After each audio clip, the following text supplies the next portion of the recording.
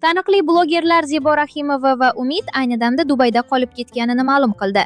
Ma'lum bo'lishicha, Eron tomonidan Qatar hamda Birlashgan Arab Amirliklaridagi Amerika harbiy bazalariga zarbalar berilgani ortidan hududda vaziyat keskinlashgan. Shu sabab ko'plab aviareyslar vaqtincha bekor qilingan. Zebo o'z ijtimoiy tarmoqlarida muxlislariga murojaat qilib, xavotir olmasliklarini so'radi. Uning aytishicha, ular xavfsiz joyda va vaziyat nazorat ostida. Ishdagi hamkori Umid ham stories orqali aloqaga chiqib, hammasi joyida ekanini, faqat reyslar yo'qligi sabab qaytish kechikayotganini bildirdi.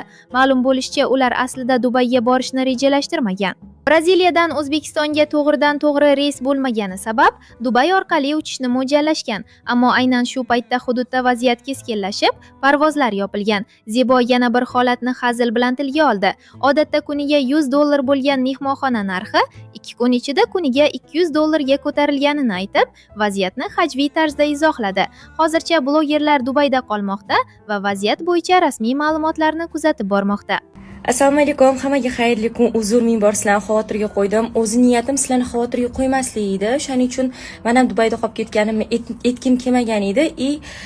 Uyga yetib olganimdan keyin mana keldim. Men ham qolib ketgan edim, lekin xavotirga o'rin yo'q. Mana uyimga kelib oldim. Xudoga shukr deb stories qo'yaman deb niyat qildim, lekin yo'q.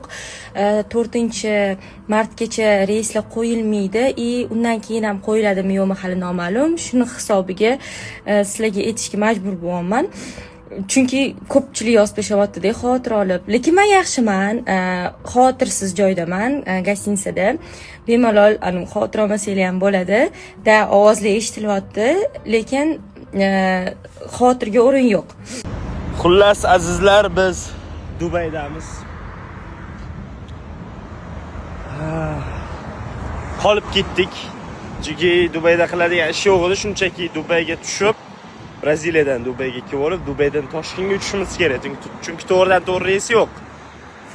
Lekin qolib ketdik mana. Reyslar qachon bo'lishini ham hech kim bilmaydi. Qachon aeroport ishlashini ham bilmaydi. Xullas, hozircha shu yerda umr guzaronlik qolamiz. Qadar aylanishga ham odam borgisi kelmayapti, o'zi ishlaydimi yo'q bilmayman ham. Bitta joyda o'tiribmiz. Yaxshilik.